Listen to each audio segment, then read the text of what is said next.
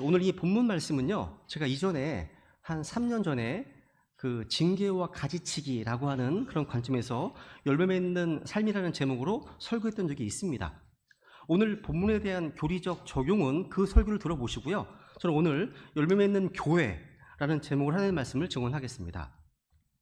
이제 사복음서 가운데 예수 그리스도의 하나님 되심의 포커스를 두고 있는 요한복음에 보시면 주님께서 자신을 I am이라고 계시한 7가지 진리가 나옵니다. 보시면 이제 나는 생명의 빵이니라. 굶주린 자에게 필요한 빵, 생명의 빵이다 말씀하시죠. 우리가 먹어야 될 음식입니다. 또 나는 세상의 빛이니라. 우리가 세상의 빛이신 주님을 따르게 되면 어둠 속에 거하지 않습니다. 우리 삶의 빛을 얻게 됩니다. 주님을 따르면 생명의 빛을 소유하게 됩니다. 또 예수님은 I am the door, 나는 문이다, 그 문이다 말씀하셨습니다. 그러니까 양들이 우리로 들어가고 나오는 그 문이 바로 예수님 자신이라는 거죠. 또 나는 선한 목자니라, 양들을 위해서 자기 생명을 내어주신 목자라고 말씀하십니다. 또 나는 부활이요 생명이다. 주님께서는 죽은 자들을 두고서 울고 있는 사람을 향해서 나는 부활이고 생명이다 이렇게 말씀하셨습니다. 또 주님께서는 나는 길이요 진리요 생명이다 라고 증언하셨습니다. 예수님을 통하지 않고서는 그 누구도 아버지에게 갈 수 없다라고 하셨습니다. 그죠? 그리고 이제 제일 마지막으로 우리 주님께서 제자들에게 이제 나는 참 포도나무요 너희는 가지다 이렇게 말씀하십니다. 여기 이제 1절에 보시면요, 나는 참 포도나무요 내 아버지는 농부시니 말씀하고 있습니다. 예수님을 이 땅에 보내신 하나님 아버지는요, 포도나무를 재배하는 농부시고 예수님은 자신이 바로 아버지가 심으신 참 포도나무로 가셨습니다. 그리고 우리는 그 포도나무의 가지라는 거죠. 사실 가지는요, 열매가 달리는 부분이기 때문에 농부의 노력이 집중되는 곳입니다. 가지예요. 여러분, 성경에 보시면 우리 인생을요, 꽃이 피었다 시드는 모습으로 비유하고 있습니다. 인생을요. 제가 인생을 두 부류로 나눌 수가 있습니다. 우선 먼저 베드로전서 1장에 보시면 같이 읽어볼까요? 시작. 이는 모든 육체는 풀과 같고 사람의 모든 영광은 풀의 꽃과 같기 때문이라.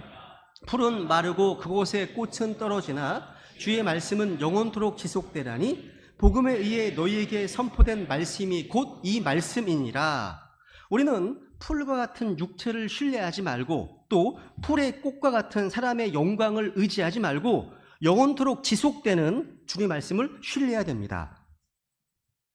오늘 본문 전체에서 나타나는 핵심이기도 하지만 여러분, 포도나무의 존재 목적은 열매에 있습니다. 그 외에는 없어요.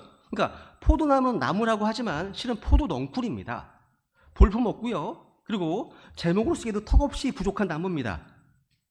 썩혀서 거름으로 쓸 나무도 아닙니다. 포도나무는 오직 열매를 위해 존재한 나무예요. 여러분, 사실 우리 인생을요, 여러 모습으로 나누어 이제 설명할 수 있는데, 저는 인생을 화려한 꽃을 피우기를 목표로 하는 인생이 있고 또 열매 맺기를 목표로 하는 인생이 있다고 이렇게 분류할 수 있습니다. 두 부류예요. 그러니까 꽃을 피우는 인생이냐 목표가, 아니면 열매가 목표냐, 둘 중 하나입니다. 여기서 말하는 화려한 꽃을 피운다는 것은 겉으로 드러나는 것에만 집중하는 태도를 말합니다. 예수님은 이런 태도를 가진 사람을요, 기뻐하지 않으십니다. 예수님 믿어서 구원받은 우리는요, 우리 자신을 화려하게 드러내고 꽃 피우기 위해 사는 인생이 아니라 열매 맺는 인생이 되어야 하기 때문입니다. 제가 이렇게 말하는 근거는 성경에 되게 많이 있는데 예수님이 직접 이제 본으로 보여주신 마태복음 4장에서 찾아볼 수 있습니다. 마태복음 4장에 보시면요, 사탄이 예수님을 유혹하잖아요. 시험합니다. 사탄은요, 주님께서 이제 공적인 사역을 시작하시는 바로 그때 3가지를 유혹했습니다.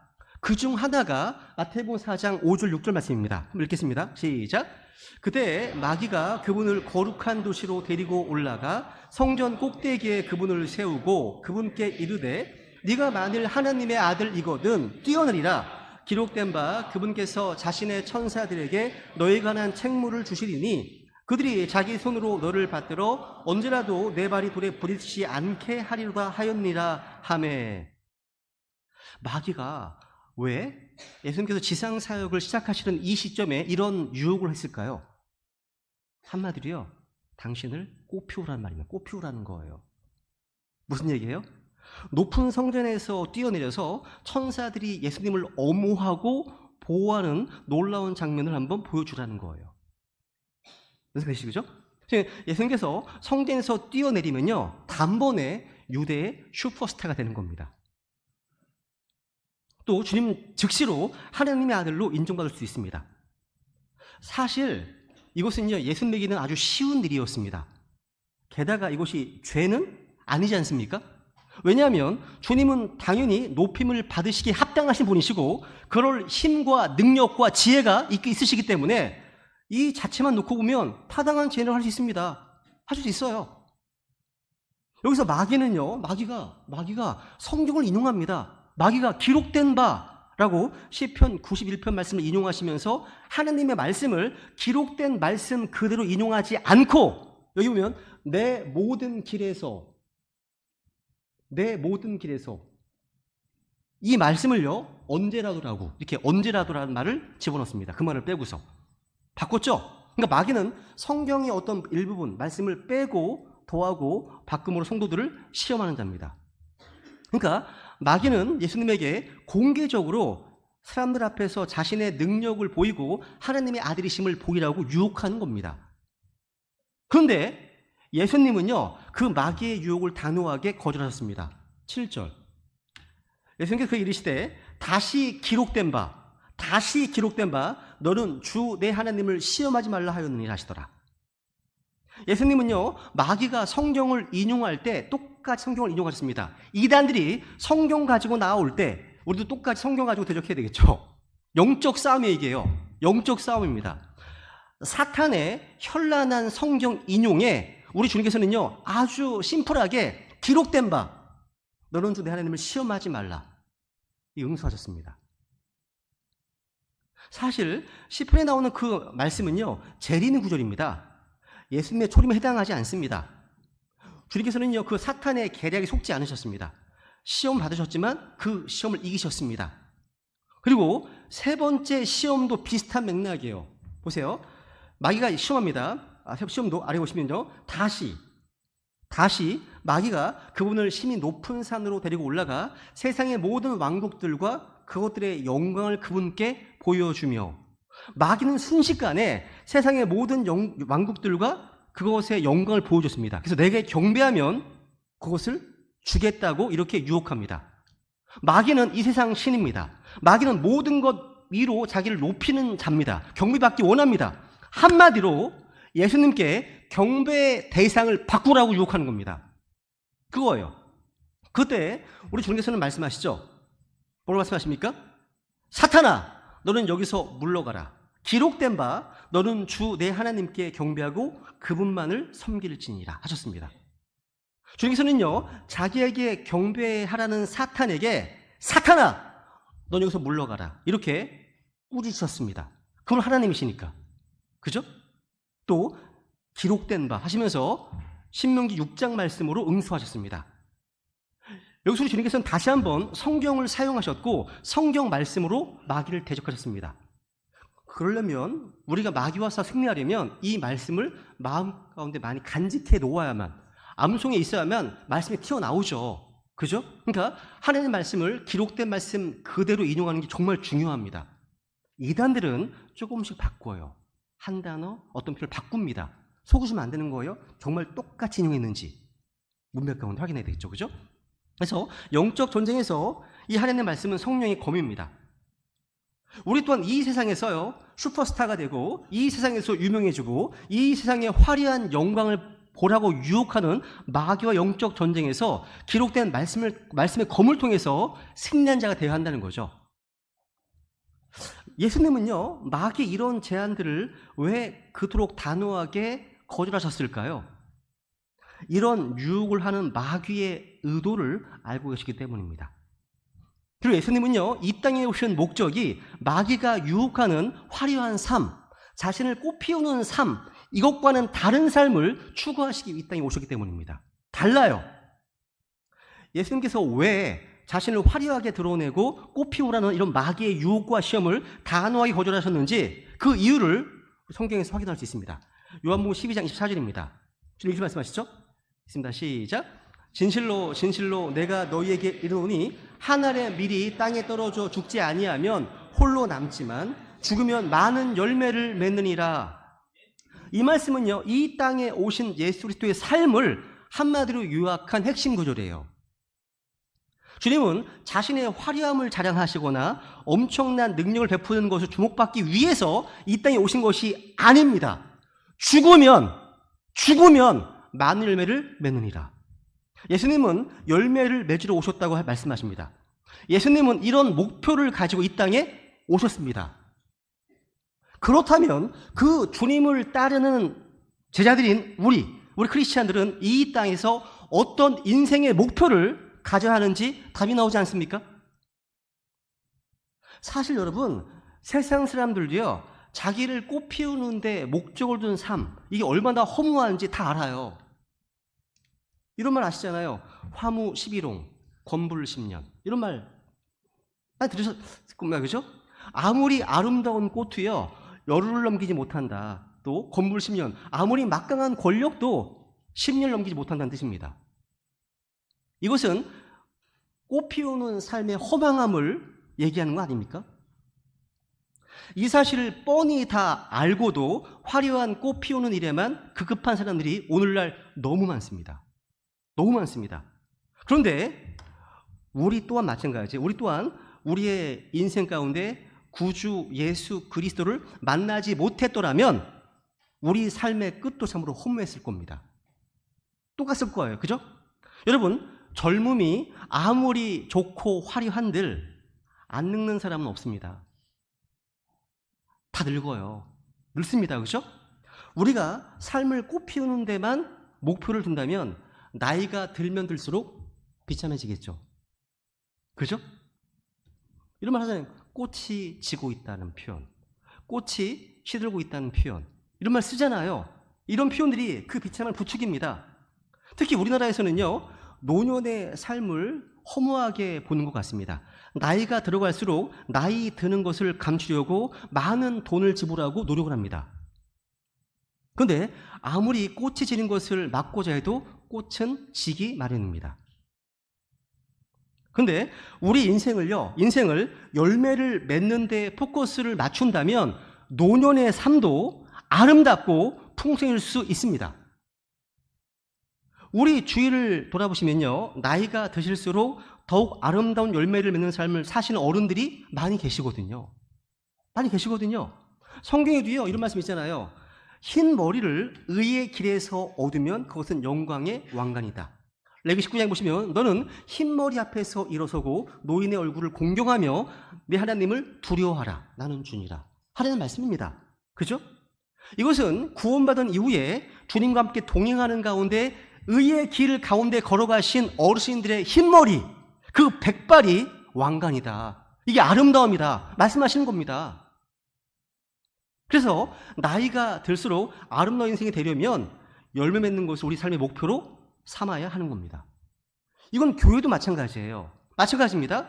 신약 교회, 또 건강한 교회는요, 화려한 겉모습, 화려한 프로그램이 아닙니다. 이걸 많이 만드는 교회가 아닙니다. 내실 있는 열매를 많이 맺는 교회가 건강한 교회인 겁니다. 오늘 본문도 그걸 강조하고 있습니다. 오늘 본문에 보시면요, 8절 말씀이 주님께서 결론적으로 이렇게 말씀하십니다. 8절 읽겠습니다. 시작. 너희가 열매를 많이 맺는 것 이것에 의해 내 아버지께서 영광을 받으시나니 이로써 너희가 내 제자가 되리라. 여러분, 우리가 이 말씀을 목표로 삼는다면 시간이 갈수록 더 성숙해지고 열매가 더 많아지고 더 풍성하게 맺히지 않겠습니까? 이게 목표가 된다면? 그죠? 저는 이것이 우리 베다니 가족들의 삶의 목표가 되기를 원합니다. 이 목표를 가지고 정말 시간이 많이 남아있지 않은 우리 인생을 엉뚱한 데 좀 허비하지 말고 낭비하지 않게 원하는 겁니다. 그런 데서 헤매지 말고 하나님이 기뻐하시는 열매를 많이 내는 그런 인생들을 원하는 겁니다. 우리 이런 삶의 목표가 있다면 꼭 기억해야 될 한 가지가 있습니다. 본문에 보시면 계속 반복하시는 표현이 있는데 그건 바로 내 안에 거하라. 내 안에 거하라. 이 말씀입니다. 왜 그래야 됩니까? 그래야 열매를 맺을 수 있기 때문입니다. 같이 읽습니다. 시작. 내 안에 거하라. 나도 너희 안에 거하리라.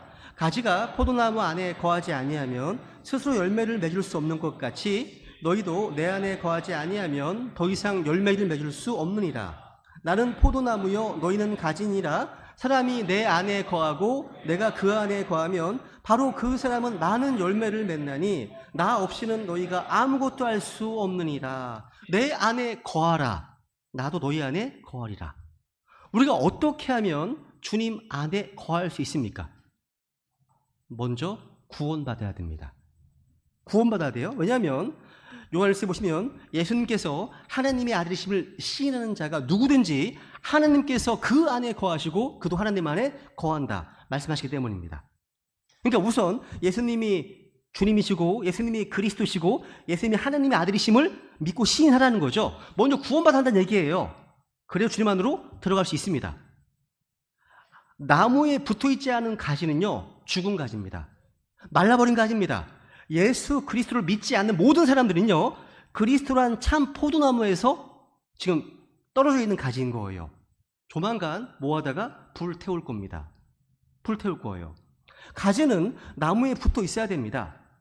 열매를 맺기 위해서뿐만 아니라 살기 위해서라도 나무에 붙어 있어야 됩니다. 뛰는 놈 위에 나는 놈이 있습니다. 나는 놈 위에 붙어 다니는 놈이 있습니다. 이길 수가 없어요. 붙어 다니는 물. 네. 여러분, 나무에서 떨어진 가지는요 목재일 뿐이에요. 포도나무의 가지는요 나무에 붙어있지 않으면 땔감 외에는 아무 소용이 없습니다. 중에서는요 제자들에게 열매를 맺는 유일한 방법이 무엇이냐 말씀해 주셨습니다. 제자들은요 열매를 맺기 위해서 뭔가 일을 해야 되는 게 아니라 거하면 돼요. 내 안에 거하라. 거하면 됩니다.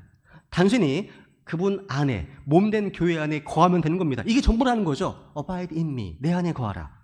나 너 안에 거하리라. 즉 멋진 열매를 맺기 위한 절대 조건은 뭐예요? 그 일을 위한 나의 결단과 나의 각성에 앞서서 주님과의 교제, 주님과의 친밀함을 회복하는 일이 우선돼야 한다는 겁니다. 주님과 친밀한 교제, 사귐.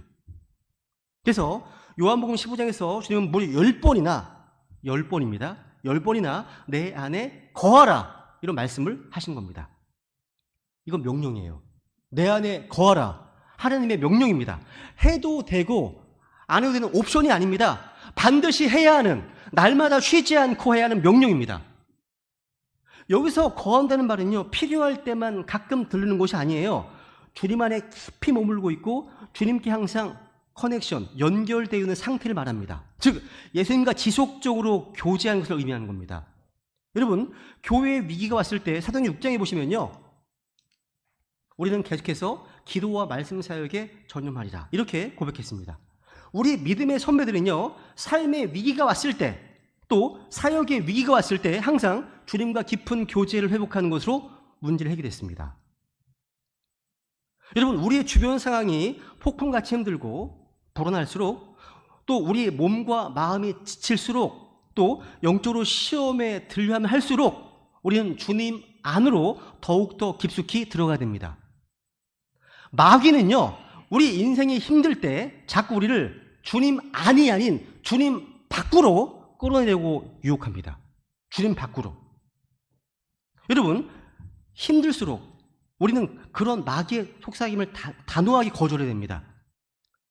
힘들수록 우리는 주님 안으로 더욱더 깊이 들어가야 됩니다. 더욱더 성도들의 모임에 가까이 해야 됩니다. 모든 문제는요 주님 안에서 풀리기 시작하기 때문입니다. 내 안에 거하라. 그다음 여기서 한 가지, 우리가 주님 안에 거하고 있는지의 어떤 여부를 어떻게 할 수 있을까요? 저는 7절에 힌트가 있다고 생각합니다. 7절이에요. 보세요.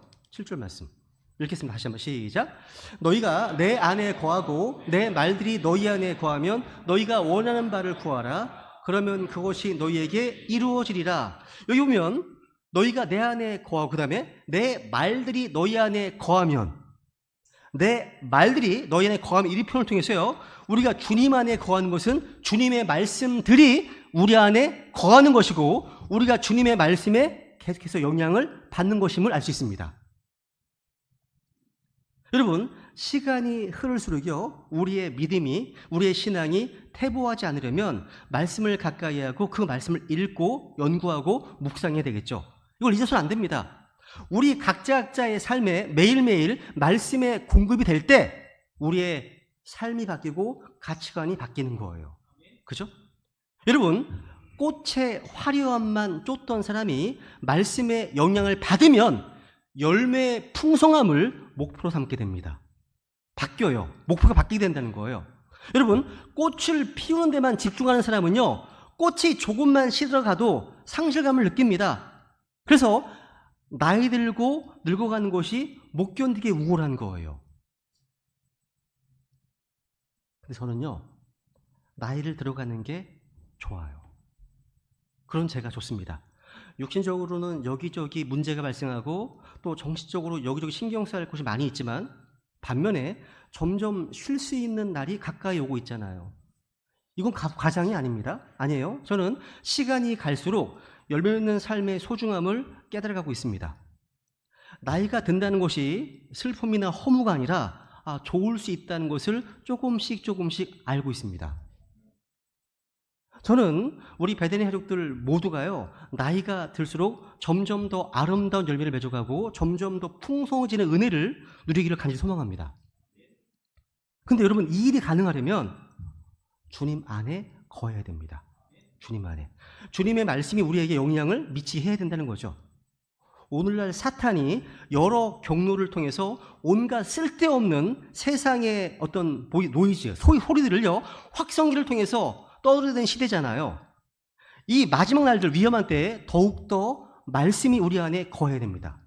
더욱더 하라는 말씀이요. 여러분, 주님 안에 거하는 성도, 그 주님의 말씀들이 안에 거하는 성도들에게는 엄청난 특권이 주어지는데 바로 기도 응답의 특권입니다. 여기 보시면 어떻게 기도 응답됩니까? 보세요. 주님 안에 거하고 그 주님의 말씀들이 우리 안에 거하면 너희가 원하는 바를 구하라. 그럼 너에게 이루어진다. 제 얘기가 아니에요. 하나님의 약속입니다. 오늘날 많은 교인들이 앞에 있는 조건은 충족시키지 않고 단지 자기가 원하는 바를 구하기만 합니다. 아무 응답이 없는 거예요. 그래서 응답이 없는 겁니다. 먼저 주님 안에 거하고 주님의 말씀들이 내 안에 거하게 한 후에 원하는 바를 구해보세요. 100% 응답됩니다. 왠지 아세요? 주님과 날마다 교제하는 성도들, 주님의 말씀대로 사는 성도들의 특징은요, 주님의 생각, 주님의 마음과 동기화되어 있어요. 무슨 얘기냐면 주님이 좋아하는 것을 좋아하고요, 주님이 싫어하는 것을 싫어하게 됩니다. 그러니까 그 사람이 원하고 기도하는 것은요, 주님의 뜻에 맞는 거예요. 그러니까 당연히 기도 응답은 받을 수밖에 없죠. 그죠? 그러니까 주님 안에 거하고 주님의 말씀 우리 안에 거하게 하라는 겁니다. 그러면 열매를 맺게 되어 있습니다. 풍성한 열매를요. 우리가 주님 안에 거함으로 맺게 되는 여러 가지 열매들이 있는데요, 이걸 두 가지로만 나누어서 정리해 보겠습니다. 첫 번째, 우리는 주님 안에 거함으로 주님과 친밀감을 통해서 얻을 수 있는 첫 번째 열매는 뭐냐? 인격적인 성품의 열매입니다. 따라해보세요. 인격적 성품의 열매. 성경에는요, 열매에 대해 말씀들이 참 많이 나와요. 우리가 가장 잘 아시는 갈라디아서 5장 성열매 한번 읽어볼게요. 시작. 그러나 성령의 열매는 사랑과 기쁨과 화평과 오래 참음과 부드러움과 선함과 믿음과 온유와 절제니 이와 같은 것을 대적할 법이 없느니라. 야, 보세요. 다 사랑, 기쁨, 화평, 오래 참, 부드러움, 선함, 믿음, 온유, 절제. 다 인격적이고 다른 사람과의 관계에서 이루어질 수 있는 관계 지향적인 열매입니다. 그죠?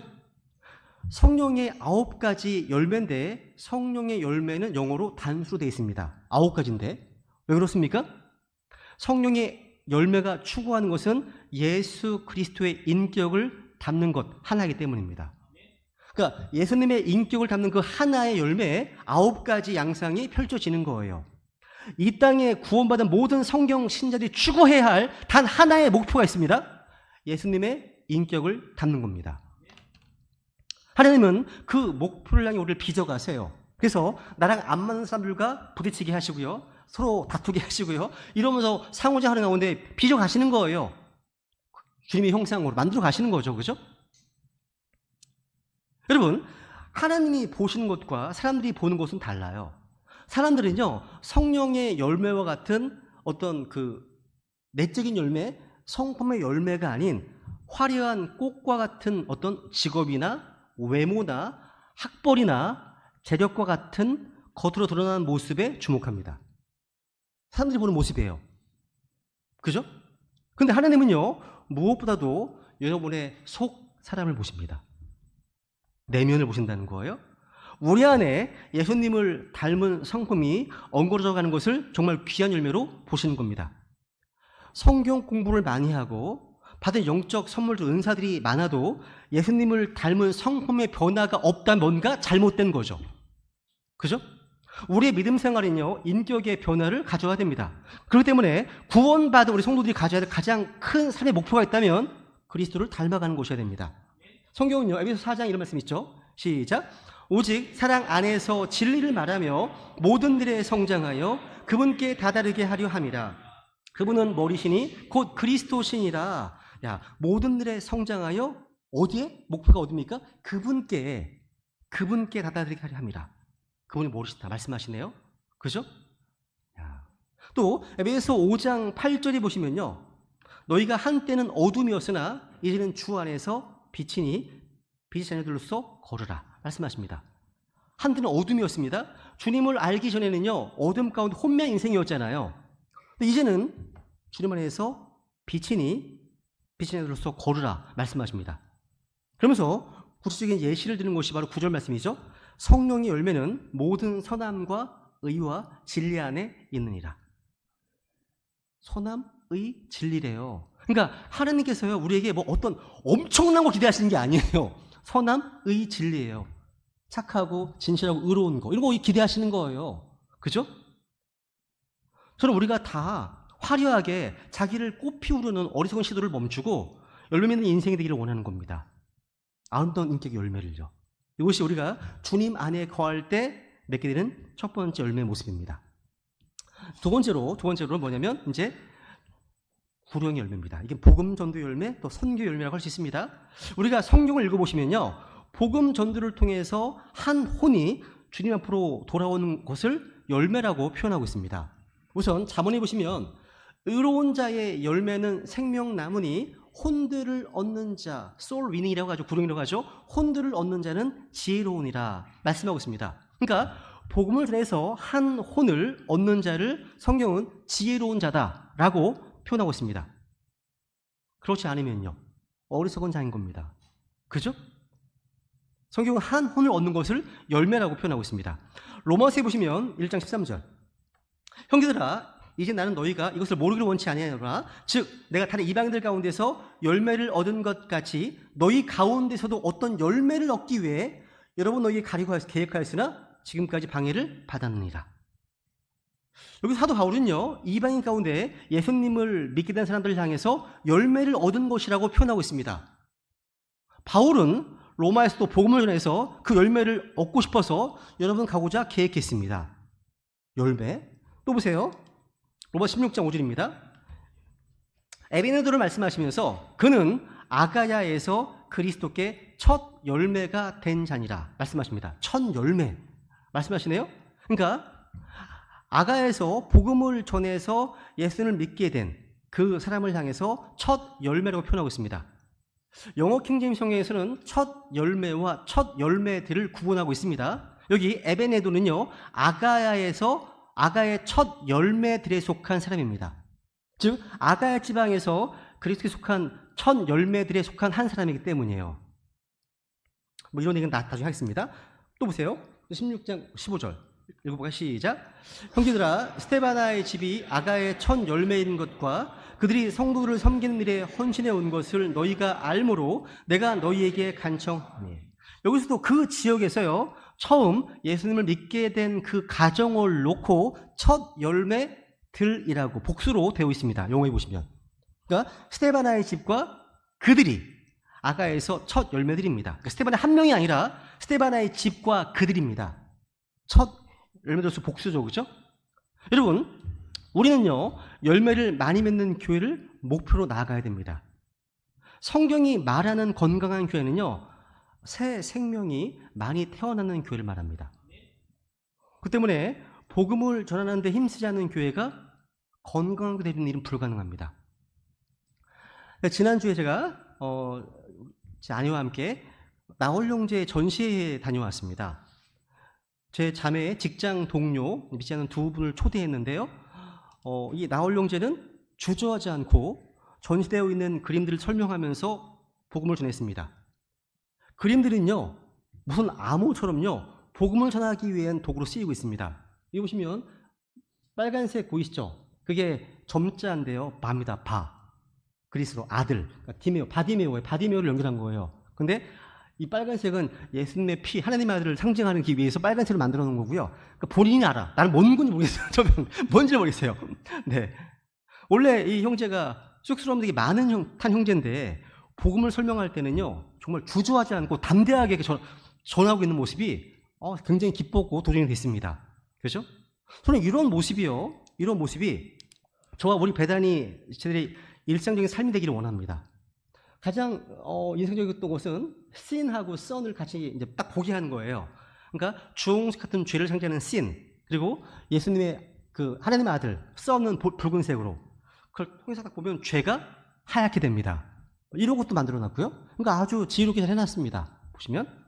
그러니까 여러분, 저는 우리 배단의 지체들이요, 복음을 전할 때는, 예수님을 소개할 때는 여러분의 눈이 초롱초롱 빛나기를 원합니다. 여러분, 홈쇼핑 호스트도요, 허접한 물건 팔 때도 열정적으로 팔면 사람들이 삽니다. 침튀게 팝니다. 근데 우리에게는요, 한 사람의 인생을 바꿀 뿐만 아니라 영혼을 바꿀 수 있는 복음이라고 하는 최고의 제품, 최고의 굿뉴스를 가지고 있는데, 그걸 소개할 때 어떻게 전하십니까? 너무 자신감 없이, 너무 좀 맥이 빠진 상태로 힘이 없이 소개하고 싶다면 회개하십시오. 회개하셔야 됩니다. 그죠? 여러분, 진짜 복음 믿으십니까? 복음의 권능을 믿으십니까? 스스로 생각해 보셔야 됩니다. 지금 여러분으로 인해서 예수님을 소개받은 사람이 몇 명이나 되십니까? 그러니까 여러분 때문에 예수님을 믿고 인생이 변화되었다라는 사람이 단 한 명이라도 있으시다면 주님께서는 그것을 참 아름다운 열매를 맺는 사람으로 인정해 주실 겁니다. 그런데 이러한 열매는요, 희생이 있어야 되고요, 또 대가 지불이 있어야 됩니다. 열매는요, 항상. 왜냐하면 우리 요한복음 12장 다시 보세요. 24절 하셨습니다. 시작. 진실로 진실로 내가 너희에게 이르노니 한 알의 밀이 땅에 떨어져 죽지 아니하면 홀로 남지만 죽으면 많은 열매를 맺느니라. 여러분, 예수님 뭐라고 하셨습니까? 열매를 맺는 조건이 뭡니까? 죽음입니다. 죽으면 많은 열매를 맺는다고 하셨습니다. 이걸 오늘날로 말하면 대가 지불이 필요하단 말입니다. 여러분, 예수 그리스도의 십자가, 그 대가 지불이 있었기 때문에 많은 열매를 맺을 수 있었습니다. 성경에는 이런 말씀이 있죠. 나는 심었고 아볼로는 물을 주었으나 하나님께서 자라나게 하셨다고 되어 있습니다. 바울은 씨를 뿌렸습니다. 아볼로는요, 사역자로서 물을 줬습니다. 우리에게는요, 씨를 뿌리는 자들도 있고 거두는 자들도 있습니다. 때로는 밭을 가는 자들도 있습니다. 각자의 역할은 모두 다릅니다. 그런데 하나님은 자라게 하시는 분이십니다. 하지만 누군가는 물을 주는 일을 했고 누군가는 씨를 심었습니다. 한마디로 대가 지불이 있었던 것. 시간을 투자하고 몸을 들여야 되니까. 그죠? 그래야 열매를 맺을 수 있는 겁니다. 고린도서 1장 시작. 우리가 그분을 선포하며 각 사람에게 경고하고 모든 지혜로 각 사람을 가르치나니 이것은 우리가 각 사람을 그리스도 예수님 안에서 완전한 자로 드리려 함이니라. 이 일을 위해 나도 내 속에서 강력하게 일하시는 그분의 활동에 따라 싸우며 수고하노라. 여기 보시면 한 사람을요, 그리스도 안에서 완전한 자로 세우고자 하는 것, 이게 모든 설교와 가르침의 유일한 목표입니다. 이게 목표예요. 분명히 되겠죠? 근데 한 사람을 그리스도 안에서 온전히 세우려면 싸우며 수고해야 하는 대가 지불이 필요하죠. 여러분, 신앙생활 관련돼서 유명한 명언들이 많이 있어요. 여러분이 잘 아시는 No pain, no gain. 고통이 없으면 얻는 것이 없다. 이런 표현이 있죠. 또 여러분 잘 아시는 No cross, no crown. 십자가 없이는 영광도 왕관도 없다. 아시잖아요, 그죠? 그러니까 이 구호들은 다요, 대가 지불이 반드시 필요하다는 말이에요. 그러니까 고통이 없으면 얻는 것도 없고요, 대가 지불이 없으면 열매도 없다는 얘기예요. 이 사실을 정직하게 알아야 됩니다. 여러분, 우리가 구원받은 성도라면 누구나 풍성한 열매를 기대하잖아요. 그런데 문제가 있어요. 자신이 죽는 것은 싫어해요. 그러니까 열매를 맺기 위해서는 죽어야 하는데 죽기는 싫다는 거예요. 그러다 보니까 한 알의 미랄로서 그냥 살아가고자 하는 겁니다. 한 알의 미랄로서. 죽음으로써 맺는 열매 대신에 한 알 그대로만 온전히 보존되를 바라며 사는 겁니다. 비참한 거죠, 이거는요. 비참한 거죠. 여러분, 죽으면 되는 일을 죽지 않고 열매 맺는 방법을 찾는 것이 혹시 우리의 모습이 아닌가 싶어요. 그죠? 고린도 4장에 이런 바울의 이런 말씀 한번 주목해 보세요. 읽어볼까요? 시작. 우리가 항상 주 예수님의 죽음을 몸에 짊어짐은 예수님의 생명 또한 우리 몸에 나타나게 하려 함이라. 살아있는 우리가 예수님으로 인해 항상 죽음에 넘겨짐은 예수님의 생명 또한 우리의 죽을 육체 안에 나타나게 하려 함이라. 이게 우리의 목표가 되어야 돼요. 그러니까 예수님의 생명이 육신의 껍데기, 이 단단한 껍질 속에 갇혀 있으면 그 생명이 나타날 수가 드러날 수가 없죠. 세상의 빛이 드러날 수가 없잖아요. 이게 부서져야 돼. 질그릇이 깨져야 되는데, 십자가에 처리가 돼야 되는데, 그래야지 향기가 나고 빛이 드러날 거 아닙니까? 그죠? 야. 그러니까 주님의 생명이 나타나도록 사는 삶이 바로 진정한 그리스도의 영적 삶인 겁니다. 이게요. 그 생명이 나타나려면 우리 몸을 십자가 죽음에 내어드려야 되는 겁니다. 그래서 또 하나의 인상 깊은 명언이 하나 있어요. 야, 가시에 찔리지 않고는 장미를 모을 수 없다. 멋있지 않아요? 표현들? 저만 멋있나? 네. 같은 뜻입니다. 이게 우리가 가진 문제가 이것입니다. 장미꽃은 얻고 싶어. 근데 가시에는 찔리고 싶지 않은 거죠. 근데 그럴 수는 없습니다. 그럴 수는 없죠. 우리가 열매를 맺기 원한다면 대가지불이 반드시 필요한 거죠. 그죠? 우리 이 시간 주님 앞에 기도하기 원합니다. 우리 삶의 목표가 무엇입니까? 화려한 꽃을 피우는 게 목표입니까? 아니면 주님께서 기뻐하시는 열매 있는 삶이 목표입니까? 어떤 목표인지가 우리 삶을 규정합니다.